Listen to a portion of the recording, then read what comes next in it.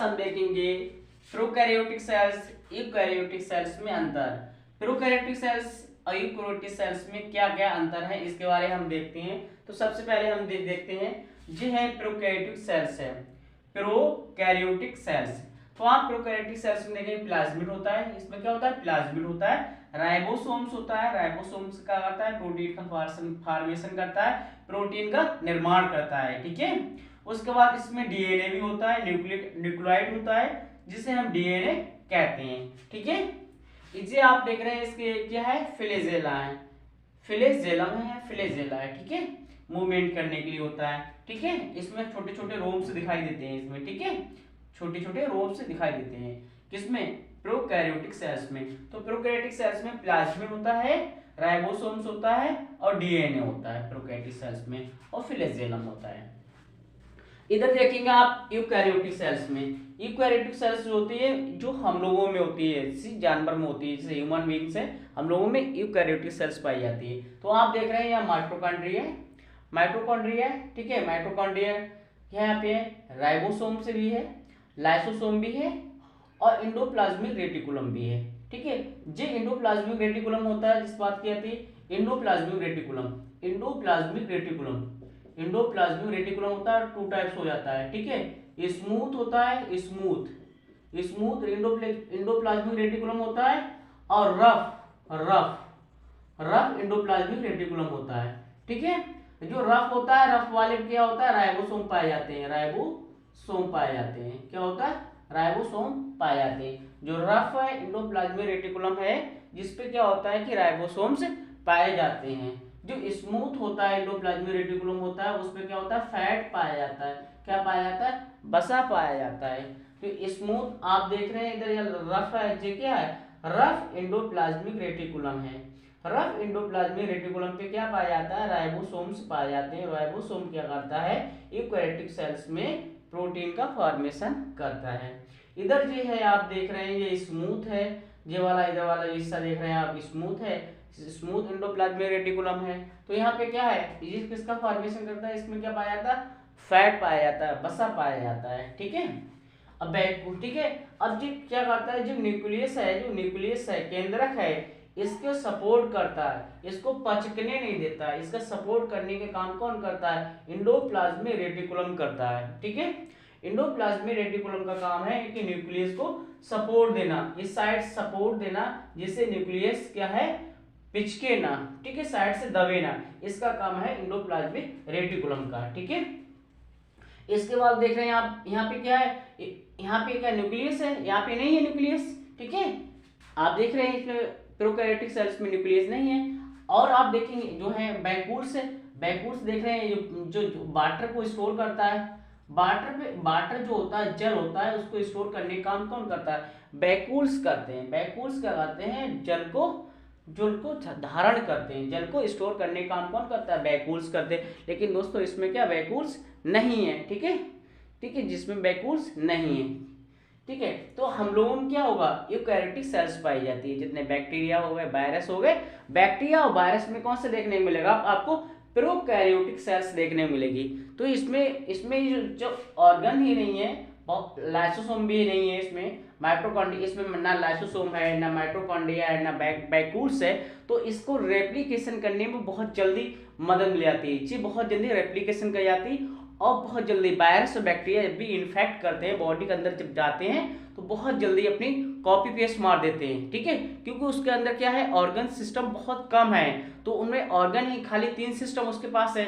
Ribosome है, ribosome क्या करता है? प्रोटीन का फॉर्मेशन कर देता है, बना देता है। उसके बाद उसके पास प्लाज्मिड है, उसके बाद उसके पास डीएनए है। तो 3 चीजें उसके पास है। वो रिप्लिकेशन जल्दी करता है, फास्ट करता है, जिससे क्या होता है कि कोई भी सेल्स बनाने में बहुत जल्दी सेल्स बना देता है। ठीक है। उसके पास ना तो माइटोकॉन्ड्रिया है, और यहाँ क्या है? सब कुछ है।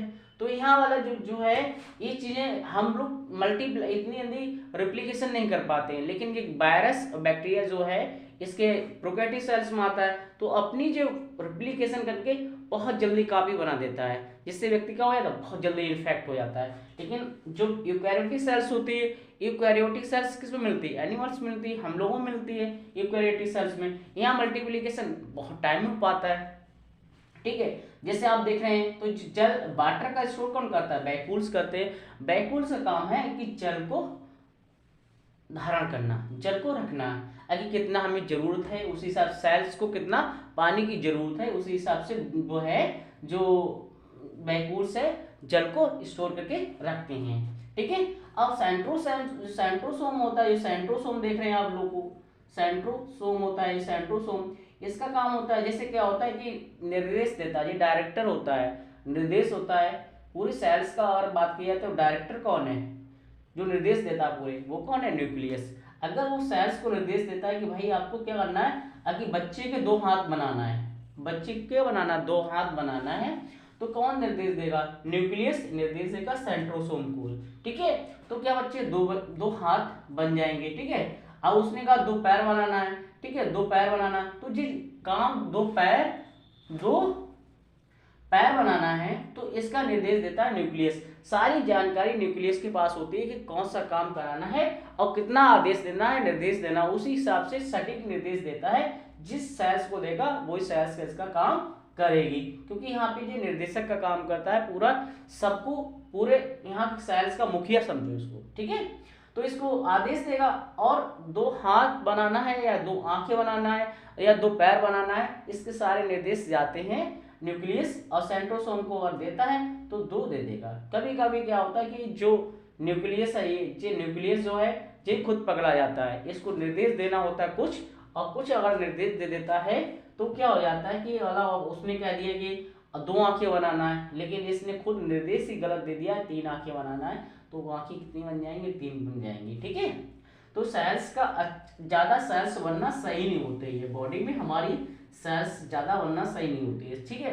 तो सेंट्रोसोम का काम होता है सेल्स का डिवीजन करना, जो सेल्स है सेल्स में डिवीजन करना। ठीक है। डिवीजन का काम किसका है, सेंट्रोसोम का है। ठीक है। लेकिन सेल इसमें सेंट्रोसोम नहीं पाया जाता है। ठीक है। तो इसमें क्या है, सेल से डिवीजन करने का काम किसका करता है, सेंट्रोसोम करता है। तो सेंट्रोसोम को डिवीजन कर देता है, सेल्स को डिवीजन कर देता है। अगर ज्यादा सेल्स बढ़ रही हैं तब भी हमारे लिए सही नहीं है, क्योंकि अगर सेल्स जितनी आवश्यकता है, जैसे मान लो कोई भी चीज़ है, अगर आपके घर में 4 लोग हैं, 4 लोगों को खाना बनाना है तो आसानी से बना लोगे, अब 400 आ जाएंगे, कैसे बना लोगे, तो ऐसी है कि एडजस्ट नहीं हो पाएंगी सेल्स, जो सेल्स हो जाएंगी। अगर सेल्स अंदर बढ़ रही बॉडी के अंदर, अगर आपके अंदर निर्देश दे दिए कि सेल्स बनाना है वहाँ पे शरीर के अंदर, और सेल्स जो है संख्या में ज़्यादा बना दी, ठीक है, तो सेल्स के अंदर बनेंगे शरीर के अंदर, तो क्या हो जाएगा, कैंसर हो जाएगा। ठीक है। तो उस कंडीशन क्या हो जाएगा, कैंसर हो जाता है। ठीक है। बोन कैंसर हो जाता है। ठीक है।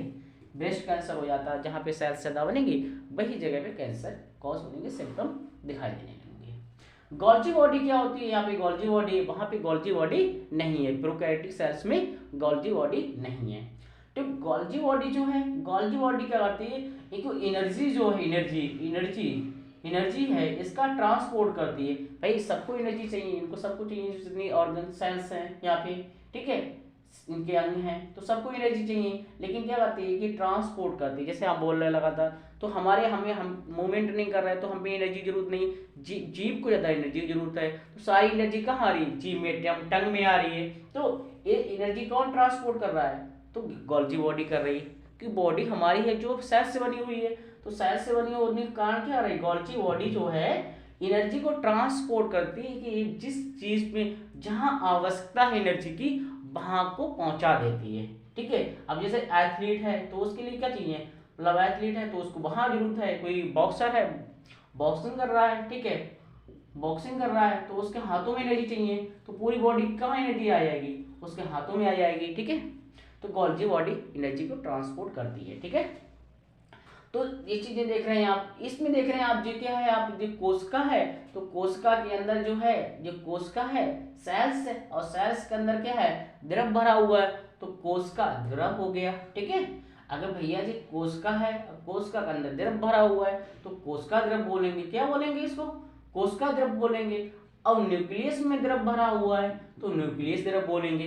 ठीक है। क्या बोलेंगे, न्यूक्लियस। अब इंग्लिश में कहते हैं कोशिका का साइटो, क्या कहते हैं, साइटो कहते हैं, साइटो इंग्लिश में कहते हैं। तो इंग्लिश में अगर साइटो कहते हैं, साइटो और द्रव कहते हैं प्लाज्म, साइटोप्लाज्म। ठीक है। साइटोप्लाज्म, और इसको क्या बोलते हैं, न्यूक्लियस है, न्यूक्लियस के अंदर द्रव है भरा हुआ है, तो इसे क्या कहेंगे, न्यूक्लियस केंद्रक द्रव कहेंगे, तो इसको कहेंगे न्यूक्लियोप्लाज्म, न्यूक्लियोप्लाज्म, न्यूक्लियोप्लाज्म। अब इन दोनों को मिला देंगे, साइटोप्लाज्म और न्यूक्लियोप्लाज्म, तो हम कहते हैं प्रोटोप्लाज्म। क्या कहते हैं, प्रोटोप्लाज्म कहते हैं। ठीक है, न्यूक्लियो साइटोप्लाज्म प्लस न्यूक्लियोप्लाज्म दोनों को मिलाने पर बनता है प्रोटोप्लाज्म, जिसे एक वैज्ञानिक थे हेक्सले, जिसने कहा था कि जो प्रोटोप्लाज्म जीवन का आधार है। ठीक है, ठीक है, अगर ये सूख गया, जैसे यहाँ न्यूक्लियस में केंद्र जो न्यूक्लियस है या केंद्रक द्रव है, अगर यहाँ सूख गया तो ये यहाँ निर्देश दे रहा है तो निर्देश ही नहीं दे पाएगा, और सेल्स क्या हो जाएगी, सिकुड़ जाएगी पूरी तरीके से, केंद्र क्या हो जाएगा, सिकुड़ जाएगा, काम नहीं कर पाएगा। ठीक है, और जो बाद में क्या हो जाएगा, डेथ हो जाएगी इसकी, सेल्स की। ऐसे ये यहाँ पे सेल्स हैं, सेल्स में द्रव भरा हुआ है, अगर सेल्स में जो द्रव है उसकी मात्रा कम हो जाएगी तो क्या होगी, सेल्स पूरी तरीके से इनएक्टिव हो जाएगी। ठीक है, जैसे हम लोगों को क्या होता है कि डिहाइड्रेशन हो जाता है, अगर शरीर में वाटर, शरीर में क्या जल की मात्रा है कम हो जाने पर क्या होता है, डिहाइड्रेशन हो जाता है। तो हमें अगर 1% जो है 1%, अगर 1% बॉडी में कमी होती है जल की, तो हमें प्यास लगने लगती है। ठीक है, प्यास लगती है। अगर 2-3% पानी की कमी हो जाती है तो हमें डिहाइड्रेशन हो जाता है। ठीक है, डिहाइड्रेशन हो जाता है, ठीक, डिहाइड्रेशन हो जाता है। अगर बॉडी में 5% जब जल की कमी हो जाएगी तो क्या होगा, व्यक्ति की डेथ होने की संभावना बढ़ेगी।